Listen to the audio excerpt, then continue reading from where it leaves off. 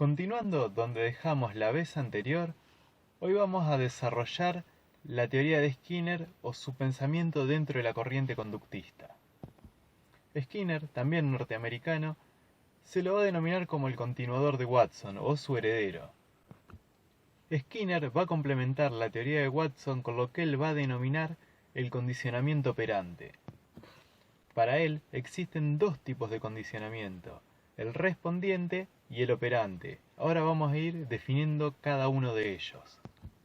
El respondiente es el que Watson trabajó bajo el modelo del condicionamiento clásico, donde lo que busca es determinar a partir de un estímulo cuál va a ser la respuesta que va a seguir ese estímulo. Pero antes de definir el condicionamiento operante, vamos a hacer un pequeño paréntesis. Skinner va a decir lo siguiente: en nuestra vida cotidiana no podemos determinar qué estímulo nos empuja o nos determina a tomar determinadas conductas o respuestas. Muchas veces las situaciones cotidianas son mucho más complejas, con lo cual no se puede determinar qué estímulo nos impulsó a desarrollar tal conducta. Y va a dar el ejemplo de la carta. Dice que un día se pone a escribir una carta a la madre, pero no sabe cuál fue el estímulo que lo determinó a escribirle la carta a su madre. No sabe si fue que pasó frente al correo, si fue un impulso interno, si fue que vio la carta de un amigo cerca de la mesa, con lo cual va a decir que el condicionamiento respondiente solo sirve para fenómenos muy simples y sencillos, llevándolo a hacer un cambio de eje sobre el análisis de este sistema de asociación de estímulos y respuestas. Skinner va a poner el acento en la respuesta, debido a que, como dijimos anteriormente, no siempre se puede demostrar qué estímulo determina tal respuesta, pero sí, en las situaciones cotidianas podemos observar qué conducta se despliega.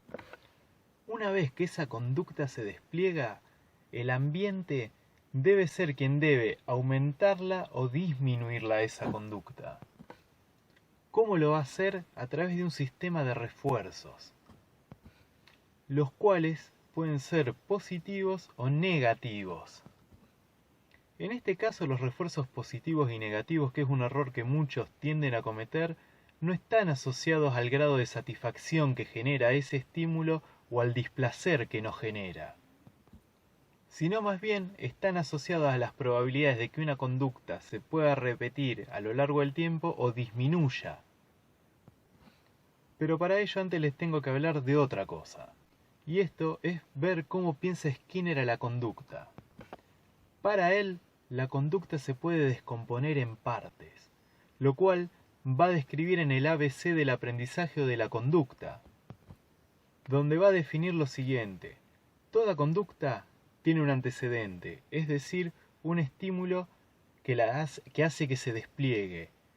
Se despliega una conducta y esa conducta tiene una consecuencia. ¿Por qué el ABC? La A de antecedente, la B de conducta, que a ver, conducta en inglés se escribe behavior, por eso digamos la B larga, y la C de consecuencia. Sabiendo esto, lo que él va a establecer que las posibilidades de que una conducta se repita en el tiempo va a depender de las consecuencias que ellas conlleven.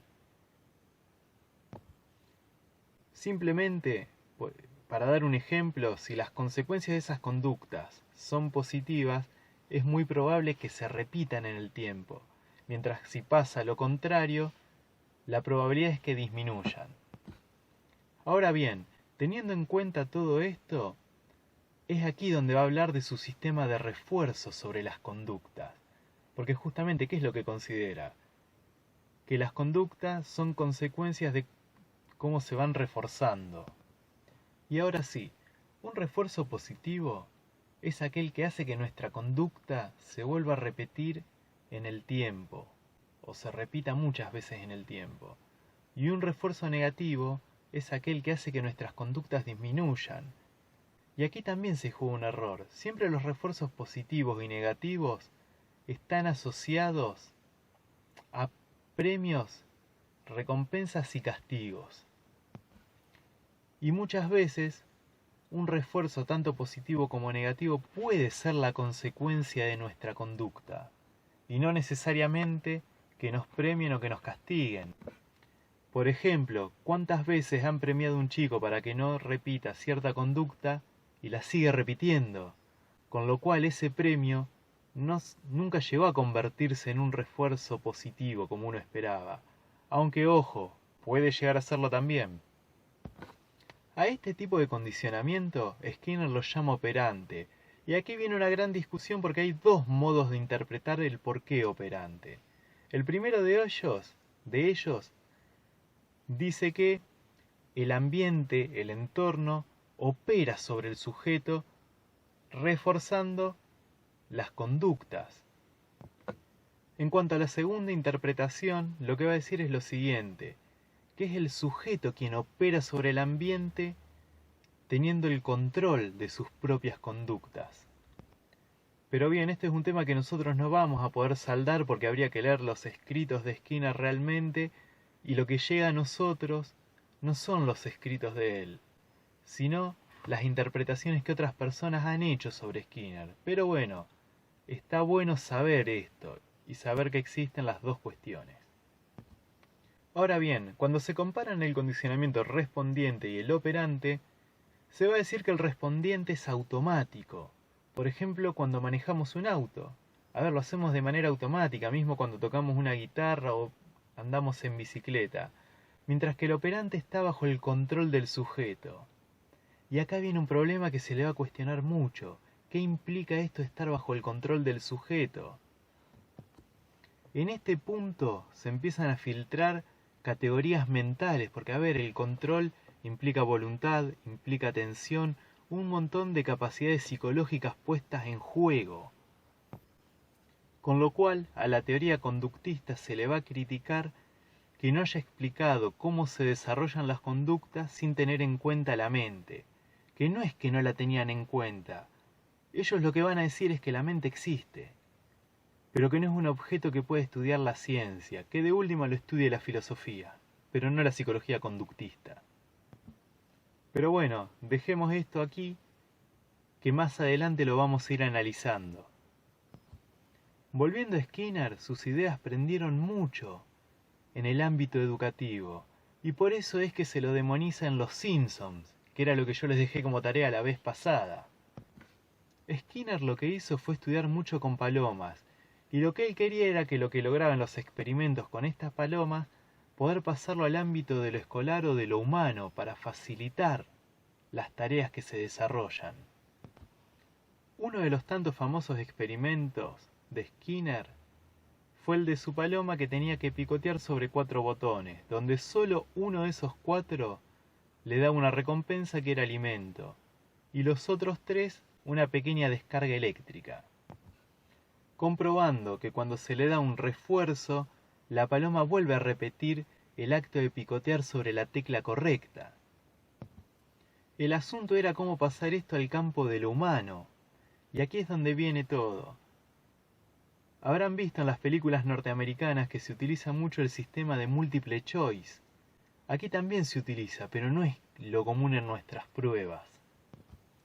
Lo que dice es lo siguiente, es una adaptación de este ejemplo que les di de la paloma, que en el ser humano hay que darle opciones, y que de esas opciones el sujeto tiene que seleccionar activamente la que es la correcta. Se los voy a explicar con un ejemplo. Supongamos que estamos haciendo una prueba de manejo y se nos pregunta qué hay que hacer si una persona, mientras nosotros estamos conduciendo nuestro auto, se cruza con el semáforo en rojo. Y aquí van las opciones. A. Sigo derecho y la atropello. B.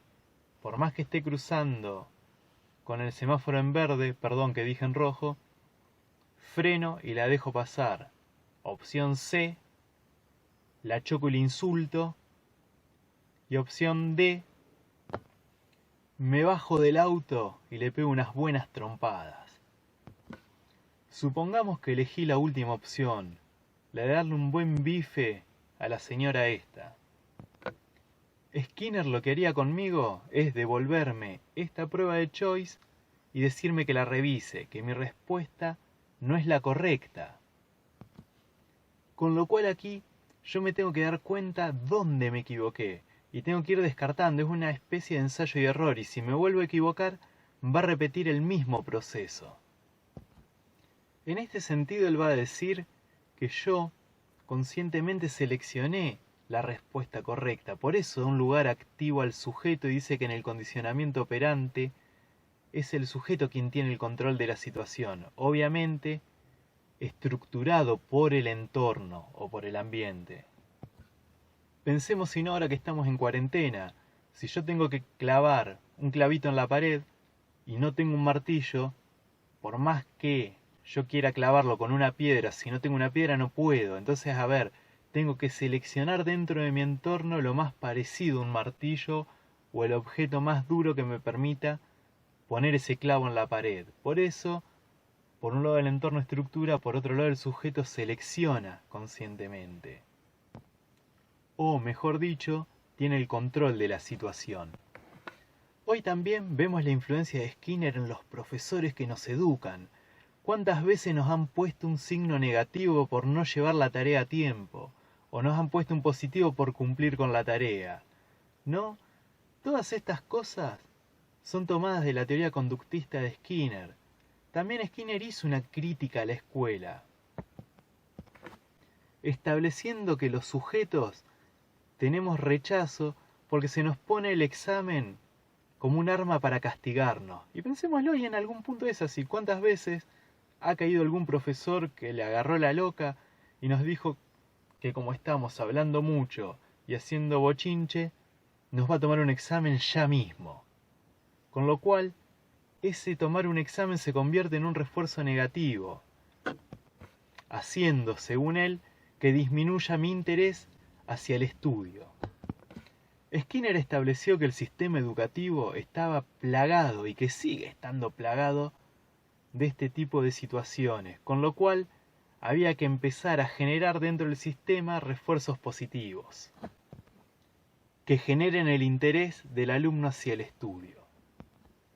Ahora que saben esto, pueden mirar un capítulo de Los Simpsons y analizar bajo la luz de esta teoría quién es Skinner. Así que bueno, espero que les haya servido. Es muy breve esto, pero bueno, es interesante también saber, digamos, cómo nos están formando, cuáles son los modelos de formación que siguen teniendo hoy su influencia.